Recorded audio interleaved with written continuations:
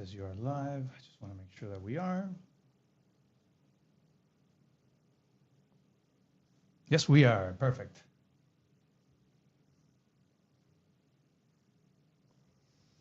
Sir. Bienvenido one more time. Let's take our breaths. Let's do it. Fancy. I don't know if you want breath 1 or breath 2. I'm sorry. No, it's okay. Before we start, I do want to say thank you. Again, this is our first episode of the year, and on we go to another adventure. You ready, brother? Let's do it, brother. Let's do it. Uno más. Welcome, everybody. Thank you for joining us for another episode of the Gluten Power Hour. Mm-hmm. The 7 minutes sit down. Start it up, buddy. Welcome to FancyBread. I'm Adrian. I'm Ed. And today I want to actually start it with something that recently happened. Talk to me. I went to Orlando, which I lived there for 8 months. I'm not sure if you know that. Okay. And something that I didn't really like about Orlando was Everything? that everything is chain restaurants. This miserable. is something that I don't particularly enjoy. However, I went to see my brother. Okay. And he was staying with a friend. All right. Long story short, I tell the person driving, listen, man, I know you got to get to the airport. Just let's go somewhere. Let's grab a bite. We'll drop you at the airport and we'll go from there. So I'm just checking on my phone, doing my thing. When we stop, I look up. We're at Hooters. Good old Hooters. Good old local First of all, I'm establishment. surprised those still out there. But anyway, we went there. We had Tuesday wing Wednesday. It was 10 boneless wings with the sauces. And so many things were going through my head. Everybody, my brother and his friend was like, what's going on? I'm like, I'm just thinking about all the things that these ladies have to go through. Like, look around. Look at the people that are sitting around here. Okay. Right? Like their clientele. How would you Go for it. How would you rate the food at Hooters out of 10? 1 to 10. How would you rate the food at Hooters? I haven't been in a long time, but I could still remember. 3 to 5. Let's call it a 4. Let's go that far. How would you rate the attractiveness of the women at Hooters?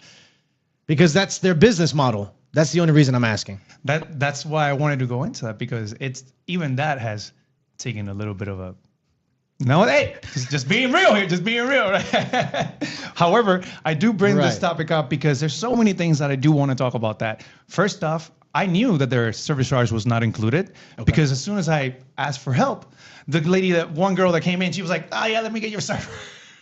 Let me get your server. Let me go get your server. Again, some of the disadvantages when you work in a pool house. And also, if you really want to make money, then you should really get along with your coworkers. So many things that we really wanted to unpack. However, I do want to give a chance to someone that either works at Hooters or that has worked at Hooters to perhaps come on the show and share your story. Tell us about things that you have to go through, because I saw so many things that was like, can flat-chested women work at Hooters? Absolutely. They can. Okay. Absolutely. Okay. And I'm just asking. And flat back women as well. Yes, they can. Sincerely, I don't know. What would a restaurant where you had to have a big butt would be called? Bougie buns? Nah, bro. That's us. That's us. I'm very curious to know what a restaurant where, Then you tell us. Hey, let's be honest. What man. a restaurant Hooters is about requires wings. you to have that. Hooters is about wings and tits, bro. Be? In some cases, it's about tits and wings. I don't care. So, I wonder if Twin Peaks, which is the version that's in Vegas, it's mandatory that you have Twin Peaks. So if you also work there too, let us know. We'd love to have you on the show. I don't know. Let's go ahead and bring it to that. You want to open with something there, sir? Yeah, I wanted to ask you, has anyone asked you if they have frozen drinks in the restaurant? Not anymore. But you have been asked. I tend to do a disclaimer. That's why. Go ahead. What's your disclaimer? So whenever someone's like, you see that I mentioned this is where we have our signature cocktails. Okay. Feel free to be adventurous. If you don't like something, we'll take that from there. Yeah. And if they're like, and I'll say we have a full bar available. Okay. We just don't make frozen drinks. You say all that. Yeah. I tell people that we don't have a blender. That works too. I tell them that our bar is creative and adventurous, but you okay? Yeah, just making sure that it's creative and adventurous, but more traditional. Okay, so here's how I feel about that, though, outside of the restaurant. If you if you're there, let us know. If everything sounds great, we would appreciate that. Go for it. Right. So I think ordering a frozen drink. I think ordering a frozen drink at a nice restaurant is kind of ridiculous. First and foremost, I will say as a disclaimer, I'm personally a fan of frozen drinks. Like if you have me at a pool bar at an all-inclusive resort, I'm double fisting frozen pina coladas. They're delicious. I say that as a disclaimer. I'm a fan personally, right place, right time for a frozen cocktail. Correct. Now, I would say objectively, it's a little silly and a little embarrassing to be a grown-up and ask at a nice restaurant if they have frozen cocktails. But listen, hey, let's say you are charismatically arrogant. I'm sorry, charismatically ignorant to whether it's appropriate to ask if a place has frozen cocktails or not. Yeah. I'm going to give you a little checklist. And if you want, play this little checklist in your head before you go to a restaurant and ask these questions. Question number 1. Am I wearing flip-flops and or a bathing suit? That's question number 1. All right? Should I keep going? Go ahead. Question number 2. Am I stepping on sand or anywhere in the vicinity of sand, or does it smell like chlorine anywhere? That's question number 2. Question number 3. When I walk into this establishment, are they playing Could You Be Loved or Red Wine? Right? Question number 4. Is the person serving me wearing a lei or a t-shirt? If you say no to all of those questions, don't ask for a fucking frozen cocktail. Okay? Because I'll tell you this. People have asked me for a frozen cocktail, and I get it. Hey, Edwin, people like what they like. They're going to order what they order. I get you. Daiquiri, pina colada. But it's about right place, right time. Okay? Your server, me, you ask me for a frozen cocktail in my restaurant, I'm not going to laugh at you. But in my head, for a second, I'm going to be like, yo, this person's a fucking child. Hey, listen, I don't know how you feel. I don't know what angelic perspective you have on this matter. That's okay. But I'd be like, yo, I'm dealing with a kid. That's You ever seen Jack? I feel the same way when someone young orders a mojito. It's like, I feel like ordering a mojito is more like... It would be better, though.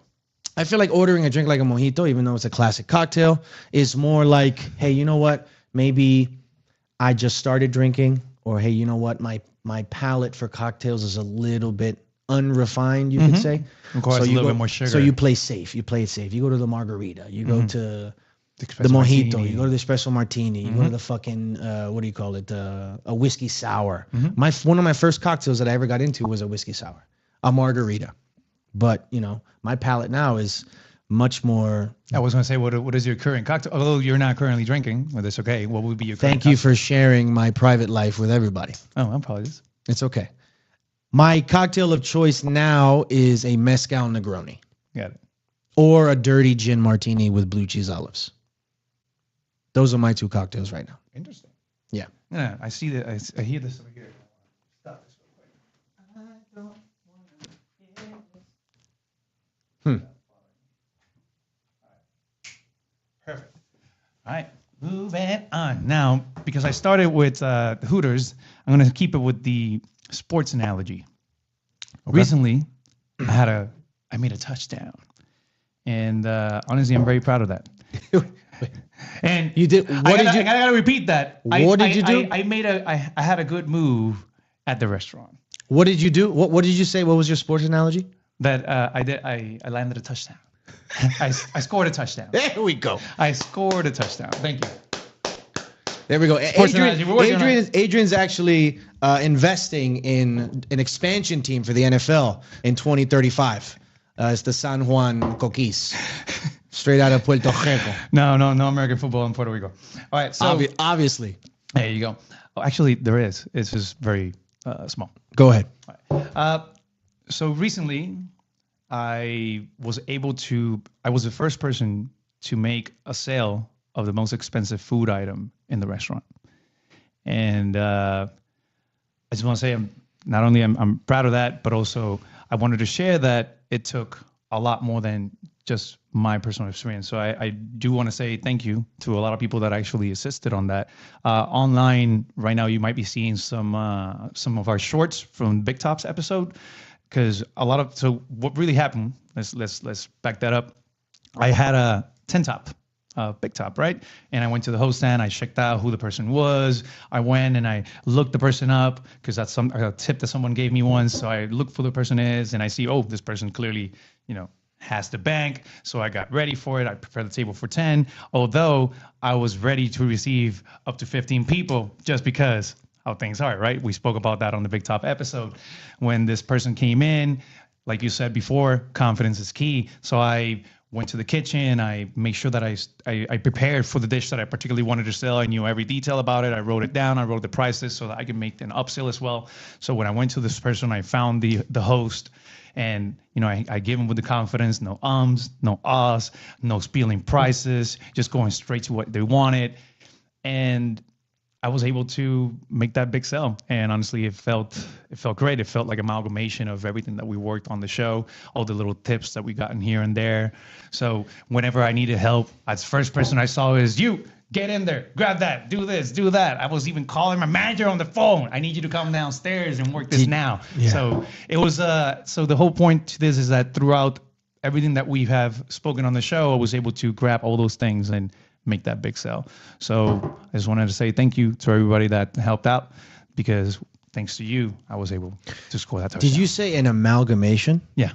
Wow. Wow. Holy shit. Adding words to my lexicon. Amalgamation. So it was a great moment, and I just wanted to be able to share that, and again say that if you're wondering, oh, hey, how do you did that? No, well, check out our show, baby. It's all there. Yeah, that happens sometimes. It's a pretty cool feeling when you sell something that's like, okay, they're like, hey, listen, we have this $3,000 thing, something very expensive. I appreciate it. We have this $3,000 thing. We need to push this. We haven't sold any. We only have 2 available, and you sell one before anybody. It's not about, oh, fuck my coworkers, I'm better than you. No, it's more like, yo, look what I did. Let's get it. Let's do this. Everybody can do this. It's a cool feeling. Exactly, because that's the whole point, is that everybody can step up. It's a cool feeling. And I'm just glad that when the ball was thrown my way, I was able to score that touchdown. Score that touchdown. 2035. What is it, 2035? San Juan Coquis, guys. Adrian's an investor. Yeah, no, but similar to that, in that same league is when they say, oh, we have this special, and it's on the pricier side, and your first table, the first ticket you sent to the kitchen has one of those motherfuckers on it. Bam! Go fuck yourself. Speaking of, stuff that happens in the restaurant, I wanted to talk about managers. I wanted to talk about managers, but I wanted to talk about them in the way very specifically where it's like you have a GM, you have an AGM, and then you have a floor manager.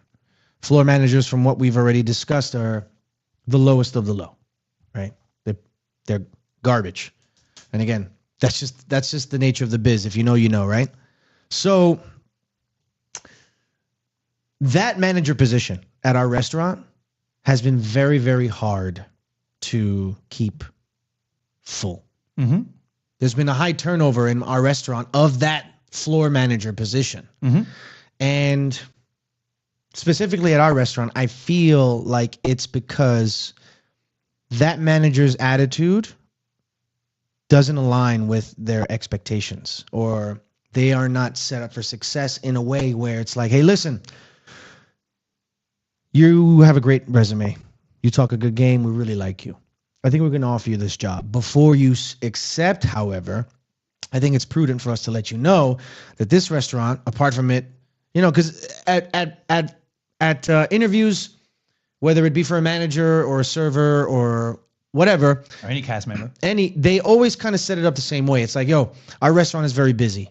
Can you handle high pressure? To sum it up, can you handle high pressure? Because here we have a lot of pressure. Are you good with pressure? Blah, blah, blah. So in the same way, they talk to managers like, high pressure, how can you deal with pressure? But something I don't feel like they do enough in general, but specifically at our restaurant, is to make that floor manager understand that they're walking into an environment that is not only established, but that has procedures, has SOPs, and you have a staff that they already know what the fuck they're doing. You're not there to change the staff. You're there to support the staff. You know what I mean? Because like at our restaurant, a lot of us have been there since day one. We've been there for 6 years. And before we have been there for 6 years, we were at other places.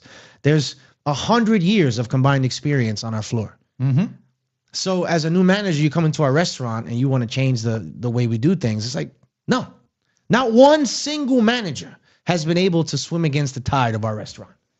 Not a single one. And I feel like what would be best is to tell this new manager that comes in, Papi,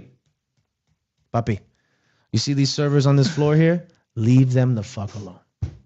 Leave them alone. You're there. You're here to support. You're here to listen. You're here to learn. Okay. We are upper management. Let us deal with SOPs. Let us deal with implementing new policies at work that they're not going to be popular, but they're going to be much more successful if we implement them. And our jobs are not in danger when we implement them. But I'm telling you, every time a new manager comes onto our floor and they try to tell us what to do, collectively, some of the people on my floor are a little sweeter. Some of us are a little sweeter. But collectively, we give them a big fuck you, and it's only a matter of time before they're out of there. Okay. I can tell by your body language that you have something else to say. But I'm saying, what is your opinion on preparing managers for stuff like that? And should it be implemented? Because I don't feel like it is. I will say yes. And yes to what? No, you're correct. My whole theory. No, your theory has a lot of weight to it. It lands very true. What I would suggest is something that they could do instead of something that, like you said, is like, oh, you can't do this. You want to be able to do that. The reality is that yes, you can. It's just how you approach things, and it goes into the next topic that I was going to touch in. It's 1%. I recently saw this meme that I'm going to be posting, and it was this guy about to make a point in a meeting, and he was raising the mic. It's like when you have a point, and then it's like, but then you realize that you're going to have to be the person following up, and then he just brings down the microphone, and that goes to show exactly what you're mentioning. If you're a manager and you want to come into a restaurant, or you as a server, or any kind of staff, front of the house, back of the house, if you have an idea, be ready to follow through with that idea. Don't just bring it up and expect someone to pick it up and make it happen. No, bring it up and say, I want to try and do this. Do I have a green light to that? And then do that. Or maybe if you don't think that it's bad enough, take the initiative and do it, and then mention it, right? It's the rule of the 1%. I mentioned this to you before. My goal this year is to support my restaurant 1% at a time. Meaning that if I put waters in, there's always an issue with finding lemons and water because you have to find them in different places. Then I will take the initiative to talk to the person of, hey, who's cutting the limes or the lemons? And I'm going to go ahead and ask that person, can you cut one more extra and just have it here for me every day? Or maybe give me some tip, or maybe you can take the initiative, or maybe find an essay that will actually do that and just cut some lemons and limes, have the quart next to where the bottles are, and have a little stack of plates so that every time someone tells you that table, sparkling water, lemons and limes, that person goes to the same place. See? 1%. We take systems and we fix them, or we improve them 1% at a time. And if you're going to bring up the idea, take the initiative.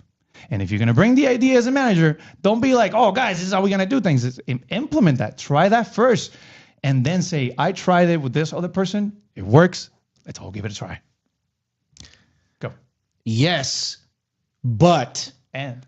No, but I think about it the opposite way. My 1% theory is a little different, referring to a new manager, a floor manager. I feel like that manager should be heard only 1% of the fucking time. That's what I feel. 1%, you open your mouth, and we will hear you 1% of the time.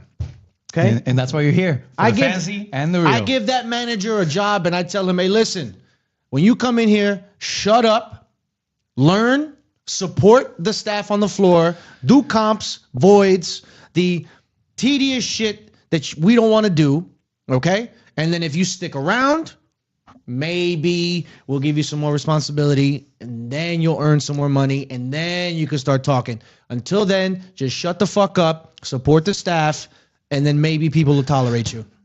You could say what I listen. Yeah. Listen, I'm being, again. Yeah, you're being real. I'm being brutishly real. Yeah. But how many of that floor managers have stuck around? None.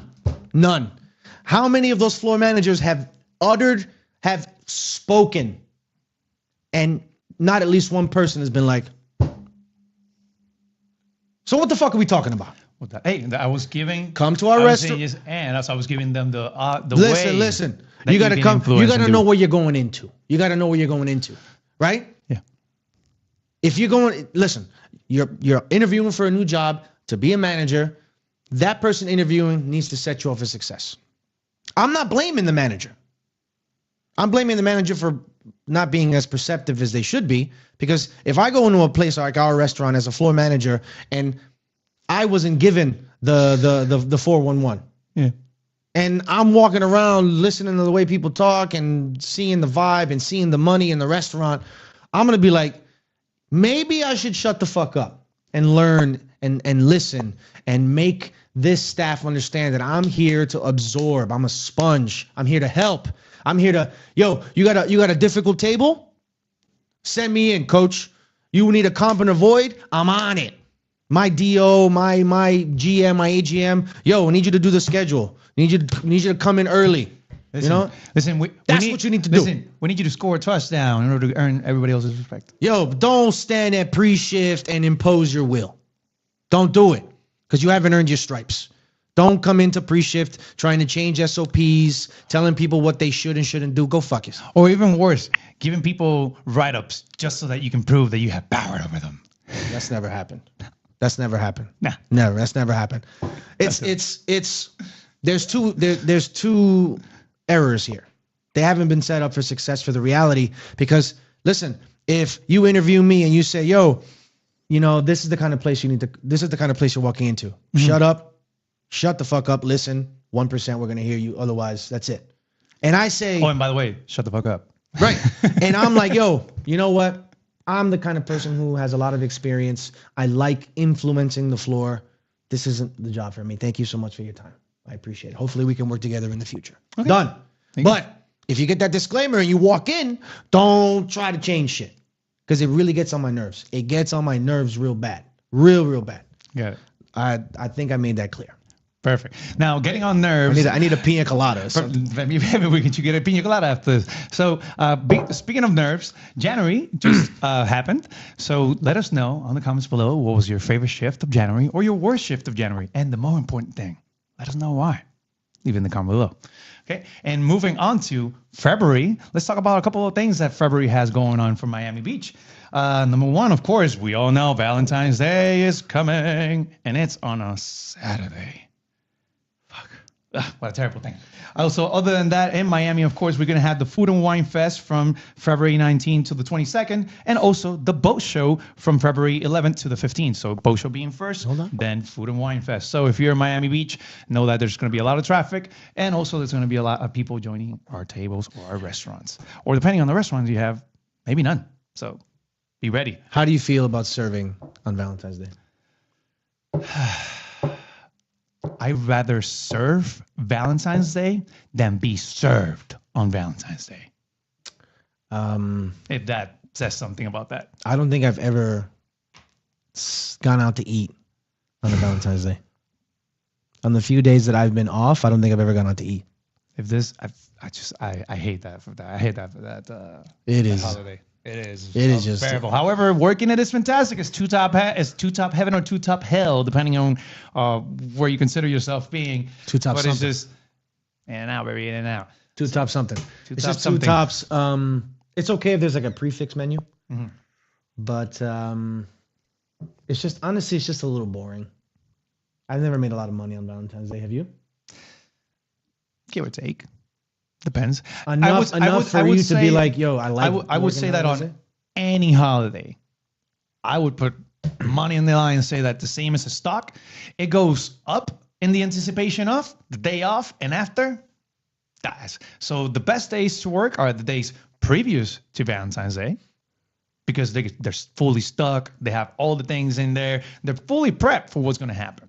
The day off, chaos. And after, forget about it. So same thing applies for almost any holiday. Anticipation off is great. Day off, after, the worst. That's why I never worked the first day of the year. First of the year. Valentine's Day is I'm kind of indifferent. I've never made a ton of money, so I don't really care much about it. Not really. You know, I had a pretty interesting conversation with a friend, and see a manager. That would never happen. A pretty interesting conversation with a friend the other day, and the topic was hospitality fatigue. Do you know what that is? No, but please elaborate. Hospitality fatigue is you're exhausted from having to interact with people in a high demand, high stress hospitality environment. Oof. You have to express feelings that aren't genuine after a certain point. Of course. They aren't genuine. And it just makes you apathetic. Yeah. It makes you not give a shit. Makes you not give a shit about. The first thing that goes is how much you care about people. The people your guests. That's the first thing to go. You say to yourself, I don't give a shit about any of these people right now. And then sadly, what happens after that is it starts to affect you. It does. You start going through like an existential crisis. Like, oh, why am I still doing this? Am I going to do this next season? It happens to all of us, man, one way or another. How do you deal with hospitality fatigue? The same way that I'm currently working with working out. It's something that you may not want to do. It's something that you're tired of doing. It's something that with age, it just gets harder and harder. But you have to force yourself to do it. Or easier and easier, depending on how you look at it. Of course. Are you saying that? I'm saying that you have to push it. Right. That's why you use the workout line? Exactly. Because something that I attribute to a restaurant that I worked on, 2-star Michelin, let's go, was that they implemented a habit onto us. And that was that whenever your manager was passing by and sees you, if you're not smiling, they would just point and then would be like, smile, and constantly smiling. The smile is part of your uniform.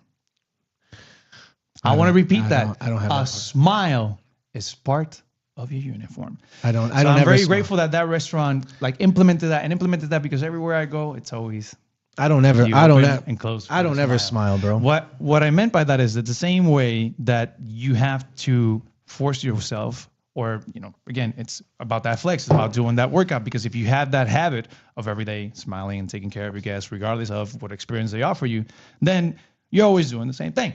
Yes. Some would argue that my service at times, because I've been doing this for over 20 years, and I recognize that at times might be a little bit robotic, right?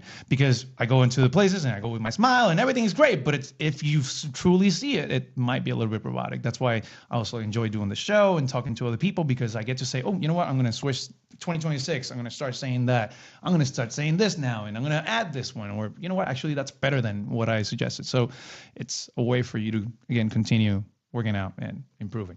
But that's just the fancy way. The real way, that's... It's different. Depends...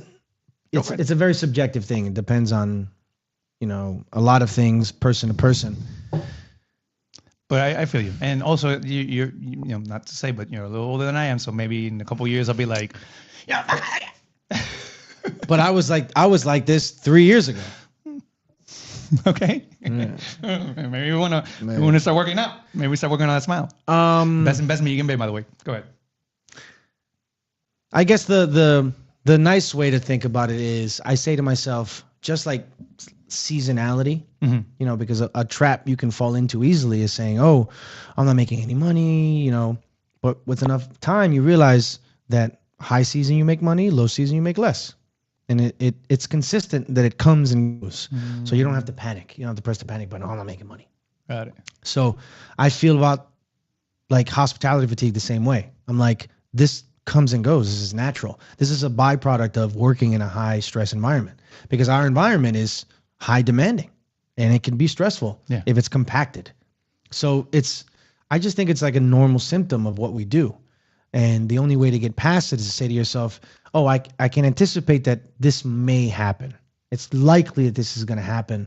And when it comes, my mental fortitude is there. Okay. So I'm like, this is going to come and it's going to pass. and it's going to be fine. That's the sweet way I think about it. The other way I think about it is I had to say to myself, man, what is the best movie analogy for this? And this is slightly obscure. Go for it. In the first Avengers, there's a scene where Mark Ruffalo is on the road, and he's not the Hulk yet. And then Captain America goes, "Hey, Dr. Banner, I think it's time that you should get angry," or something like that. It's a good time to get angry, Dr. Banner. And he turns around to Captain America and he goes, "Well, the secret is I'm always angry." That's my secret, Cap. Yeah. I'm always angry. That's the secret. I'm always angry. So I think this hospitality fatigue doesn't affect me so much personally because I always kind of hate guests. You know what I mean? I was just thinking about the thumbnail. I'm going to be Captain America and you're being Hulk. I'm always in a mode where I'm slightly cynical, and I kind of always hate guests. So when that wave comes, I'm like, this is just a Tuesday, baby. You know what I mean? That's the way I think about it. I realize, I'm not often very emotionally distressed because I'm always kind of emotionally distressed. Does that make any sense to you? I'm always angry, Cap. You're always angry, Cap. All right, so I'm going to do the language, and you be angry, like. There you go. Boom. I'm always a little angry. So when that shit comes, I'm like, this just feels like another day of the week to me. Just like another day of the week. Now, I'm going to do last words with this one. Go ahead, buddy. I want to talk about paying the bill. But the aspect that I want to talk about paying the bill, it's about you, the guest, being prepared to pay for the bill. If you go to a restaurant that is very expensive and you know that you're going to spend money that you don't normally spend every day, if your average spend in a day is $200, $300, and you go to any place and spend over $1,000, your card might flag. It might say, "Hey, is that really you?" So when we swipe the card, it doesn't go through. We go back to the table and say, "Excuse me, sir, you might be receiving a text message." You say yes, and we'll swipe the card again. Now, the issue with this is that sometimes that amount might exceed $1,000. It might exceed $3,000, $4,000, $10,000. You see where the problem lies? At this point, you as the guest are going to have to call the bank. And here's the thing. You have to call the bank regardless, either before or after. Because if you call the bank before, you go show up to a restaurant, you pay your bill, whether it's, again, 10, 15, or like that table, 17, and you'll be just fine. Or if you don't call the bank, then you're going to have to step out from the table, walk outside where there's good signal, leaving all your party behind, just hanging out and doing whatever. Where's this guy? Where's our house? Blah, blah, blah, blah. And you're outside calling the bank. Now, there's many ways that you can do that. Some banks, they have on the app, they allow you to let them know, "Hey, tonight I'm going to spend this amount of money." Or if not, make sure you call the bank. And if you really have it, bring out that Amex Gold, baby, or that Platinum, or use a real card. A card that once we swipe, when you put it in, it doesn't even ask. So if you really want to ball, champ, all you got to do is call the bank before or make sure you have the right card. Otherwise, after you go out, it's not going to be the same feeling. And that does affect everybody because it affects everybody that's in there. They'll want to go. We want to go to the boat. We want to go to the party. What's going on? Or stay in your lane. The Uber is here. And then the next table is waiting for that table as well. And you're like, and they're just, it's chaos. Or stay in your lane. You just couldn't be that cool and say, "Hey, bank, I'm going to go ball tonight." Or stay in your lane. I could tell when someone's card is used to being charged for that much. Because when you swipe it, you're not even done swiping it and the shit is printing authorized. You get it close, you're like, sometimes it loads a little while. Hey, man, listen. Or you could just, like I said, you could just stay in your lane. That's it. That's okay too. That's okay too. So please, call you back before. Otherwise, you're going to have to call it after. Perfect. Any last words? No, sir. So we do have, we want to close with an important segment, which is where we open for questions. In this case, we do have a particular question that arrived to us, and I'm going to go ahead and read that out. And the two of us will be sharing our answer. So, should I mention the name of the person? What? Let's not, since it didn't say. So it says, "So I have a guest that wants to pay the check, but the guy ordering everything isn't offering the card. A random guy offering to pay the check, but he didn't order anything. Do you accept it or find a way to or find a way to get the guy you're building reputation with to pay for the check. So let's say you have a table of 10 people and you are talking with the host who you have rapport. This is the person ordering, but then the guy 3 seats down is like, ooh, I want to pay. What would you do? So you built rapport with this person, right? Mm-hmm. You have rapport with him? In this case, you would have rapport with the person that was ordering, not the person who gave you the card. Person B, not the person who's ordering. Right. But what you're saying is you haven't dropped the check yet. No, you haven't dropped the check yet. A stranger at the table like, I want to pay for that table. Wants to pay. Correct. But the person who ordered all the food is a person given the card is a person you have rapport with. Correct. Right. So are you saying that person is still possibly paying? They could possibly still be paying, right? Correct. Again, it's just that during the meal, not at the end, just during the meal, somebody gave you their card and it's like, I want to pay. Like they give you the hint. I want to pay. But that person was not the one that you had rapport with. It's just somebody else that I want to pay. I see. So what would you do? Would you just take the card or would you find a way to? There's two circumstances. There's two. There is a circumstance. Well, there's 3 circumstances. Go ahead. 3. If I have taken care of the person ordering before and I know they tip well, there's no way in fucking hell I'm taking the stranger's card. No way. No way in hell. No way. That's scenario 1. Scenario 2, I haven't waited on any of these people. They're all strangers. Mm-hmm. It's like I said, it's like diffusing a bomb. Mm-hmm. You don't know which fucking cable to cut. You don't know who's going to tip. It's impossible to tell, right? So that's the second scenario where I would take the stranger's card because who knows? Mm-hmm. Who knows? And then the third scenario is that I would crack a joke with the rapport person. And the joke is very simple. I'd be like, oh, homeboy's trying to pay. But who tips better, though?